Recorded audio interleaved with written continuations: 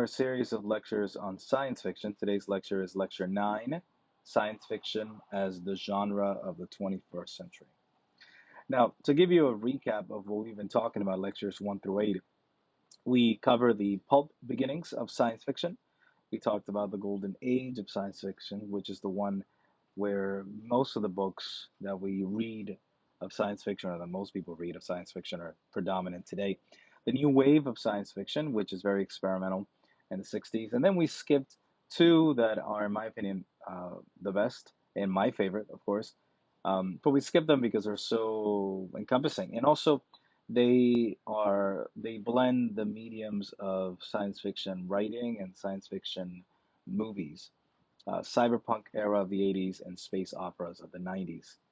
A lot of these became immediate releases into movies, or books that were books for maybe 3 months before they became a movie. So these are so wide, so big that they sort of merit their own series of lectures, and that's what I plan to do later. So the cyberpunk and the space operas.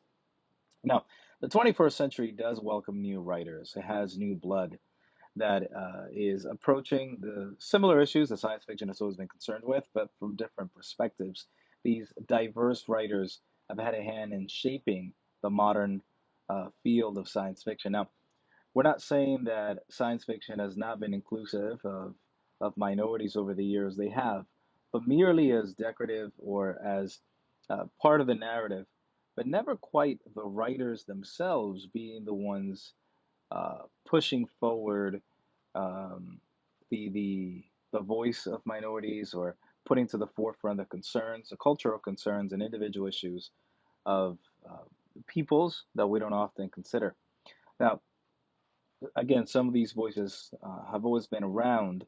Take, for instance, the Martian Chronicles. There's one story in the Martian Chronicles wherein I think the African Americans in the 1950s or 60s essentially travel to Mars and they create a colony.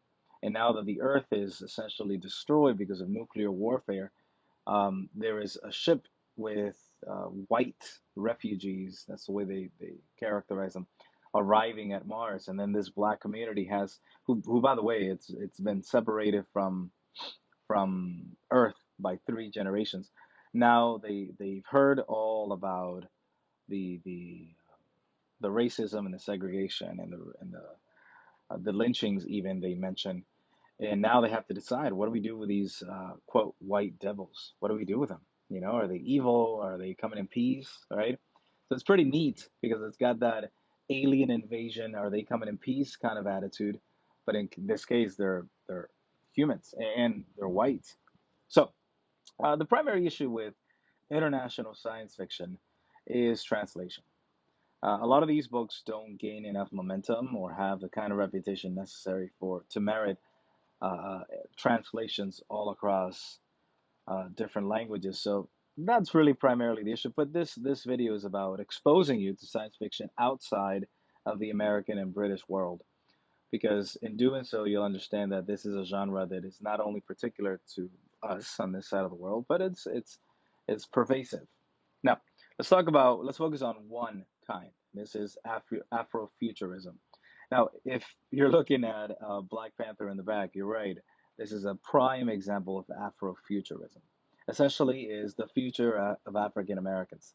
I know it seems very simple, but it's ideologically is a very neat movement within science fiction, because its concern is what how not only how are blacks displayed in science fiction or in fiction altogether and writing altogether, but what is their future like in the world, meaning in the next century or 3 centuries from now. How do they how do they live? What are their lives like? It's a very interesting approach. I mean, one book that we can begin with is Black No More in 1931. This this book is mostly satiric, but the plot is incredible. So there is an African American named Max, and on New Year's Eve he is rejected by a white woman he was hitting on, only because he is black. So then he signs up for a new scientific procedure that they call Black No More. and essentially is exactly what it sounds like. I mean, they turn your skin from black to white. So now Max, who's changed his name to Matthew, realizes that being white is no better because he's still poor. So because he doesn't have any money, what he decides to do is join an organization, which happens to be a white supremacist organization. Um, and in that organization, he gains a job, he gains reputation, becomes a prominent member. Now, the daughter of the person in charge happens to be the woman that rejected him at the beginning of the story. So they fall in love, they get married, and she becomes pregnant with his child. Now, this is a problem because this kid will obviously be biracial. So this is a problem for him. So he decides he's trying to figure out how to get out of the situation. Maybe get ready a plane, get some money, try to escape in some way. In the meantime, the woman's father, the leader of this white supremacist organization, and this other man who is very influential in the white community, they decide to hatch this plan that's very political in nature, wherein they expose people's genealogies, and in doing so, they want to bring down the political opponents of the white supremacist group, this saying that he is has some sort of African heritage. And as it turns out, the newspapers release the results, and pretty much everyone, which is the ironic part, right, has has African heritage. So this is shocking to them. So now they all have to flee with Matthew Max. Now they all have to flee in the airplane because now the leader of the white supremacist organization has uh, African heritage in him. So once they leave, they come to the conclusion, or rather, the baby is born, and when the baby is born biracial, the woman feels that she's the one responsible because she has black heritage. So Matthew reveals that no, he is actually black, but black no more. Um, and then by the time they resolve the situation, they end up living happily ever after with their biracial baby. And the two other characters, who are the leaders of the white supremacist group, they land the airplane in Mississippi, and scared of being recognized and wanting to blend in, they use blackface. They paint their faces black in order to blend in, and they mistakenly bump into a KKK group. I know it's getting wilder by the second. Um, and after bumping into them, they reveal, no, no, no, we're white. We were just covering our faces. And then when they realize, wait, you're the people from the news. You actually have black heritage. They are killed.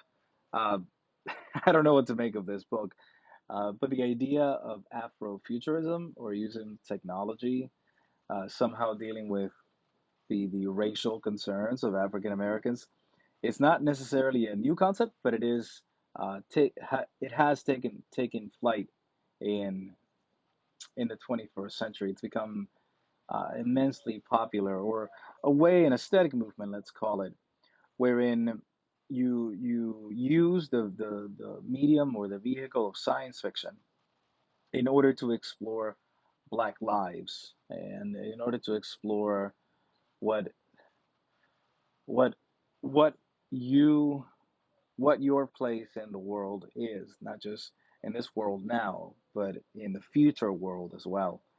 So Afrofuturism not only draws on science fiction and fantasy, but it's also very diverse, and sometimes it is presented in music and art. So Afrofuturism, I want to make that clear that it's very widespread. It's not only contained to writing or science fiction. Now, one such example is Hopkinson. Now, we won't talk about all of her novels, but we will talk about one that people seem to like a lot, although she says it's not one of her best, but it is one of the ones that she's mostly recognized for. Brown Girl in the Ring. And this story takes place in the inner city Caribbean-like ghetto of Toronto, which is ruled by a gang. It's a garden variety dystopia. I mean, you've got thugs in charge, people in fear, walls all around the city, and people are poor and, well, sometimes even criminals are all enclosed in the same place. And there's one heroine who is trying to make it out, right? that is Tai Jian. So her boyfriend works for this thug who is charged with the job of recruiting a human heart donor for somebody who is important in the city. And she gets entangled in this entire drama, and she taps into her history, her family's history of herbal healing and spiritualism. Um, so this novel introduces a lot of sort of Caribbean feels or Caribbean ideals, but in the future, in the middle of a dystopia. So it combines the ideas of cross-species transplants and dark urban future with elements of the supernatural, as well as speech patterns that sort of enrich the novel and give the reader the idea that this is not only a futuristic world, but also one where um, the the the Caribbean background is very much entrenched. So another one, another example would be Nettie Okorafor. Now, this one is, in my opinion, one of the better ones. She's got a lot of novels that are very intriguing, and very interesting in their concept. One of which is Zara the Windseeker. Now, in this one, it is in another planet, right? Another planet that has a very African feel to it, and it's sort of suggestive of an African diaspora, as if if we were to migrate, if African Americans or Africans, I should say, at this point, were to migrate anywhere, let's say in a planet, this would be it. That's the idea. Now, much of the planet is covered with a dangerous, forbidden wilderness, and Zara and her boyfriend attempt to explore until her boyfriend is bitten by a poisonous snake, and they have to find a cure. Now, this novel is not only very that is the setting very African in its feel, but it's got a new beginning sort of feel and a new Adam and Eve kind of feel. And I think that's important for the themes of the novel. Another one is The Shadow Speaker, which is set in a Nigerian village in the year 2070.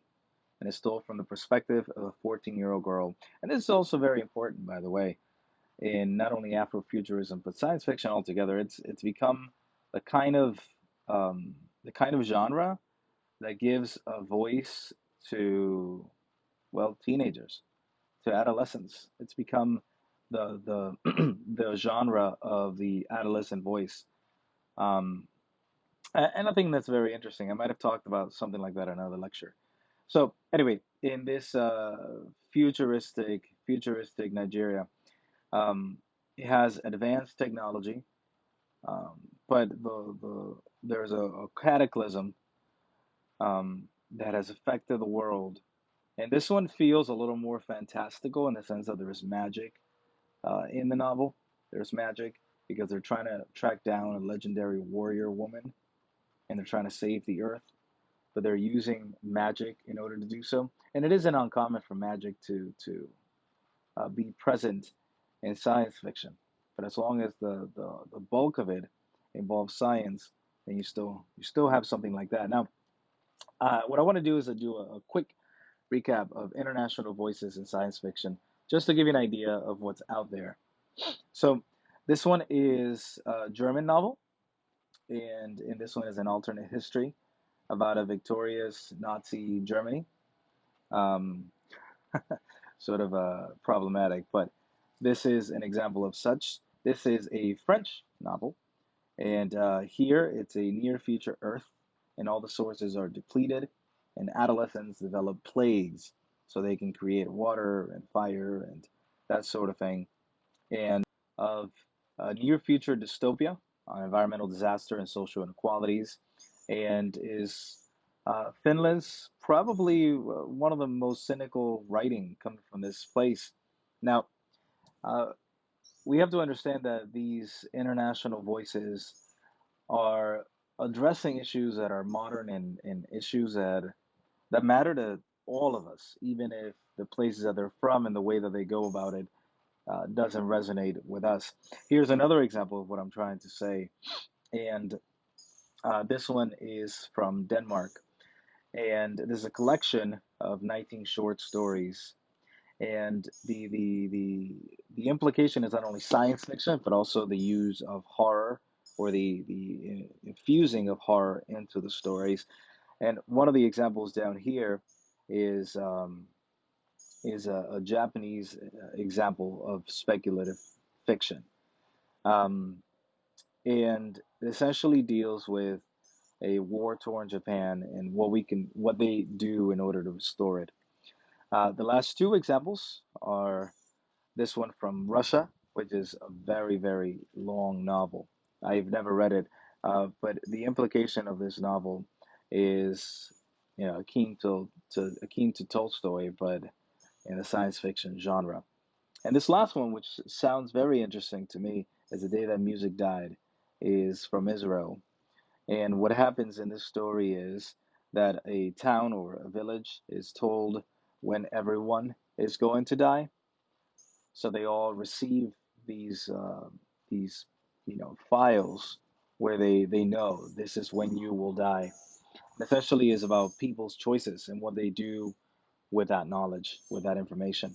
So I think science fiction in the 21st century, not only does it include new writers and new voices, but it's also giving weight and representation to previously silent perspectives, which I think it's important. It's not only portraying them or portraying people that are not usually portrayed in novels like these, but also giving them a real stake in the novel.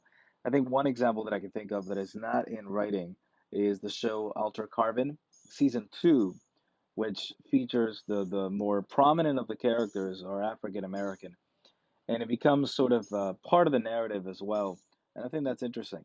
The new science fiction is still unsurprisingly representative of concerns and beliefs of the times that they were made in. So it's interesting to see that science fiction takes what is happening now and puts it in the future. So essentially, what we're doing is looking at what is a concern now, and then considering what will happen if that concern grows out of control in the future.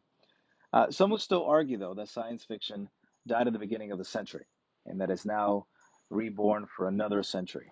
And this is important because science fiction has gone through cycles over the years, and we've talked about that in the other lectures. But I think primarily what is um, most interesting about science fiction in the modern world right now is that, well, we're here. Everything that the science fiction writers have been writing about for the last 100 years has happened. We are here. The kind of technology that they envisioned. I mean, we're not here, all the way. But a lot of the technology that they envisioned and a lot of the issues that they dealt with, we've, we've sort of either gone through it or we're going through it now. So then the question becomes, what is the future of science fiction? Um, what is this new century going to bring for science fiction? Well, for that, there'll be another lecture. But thank you for listening.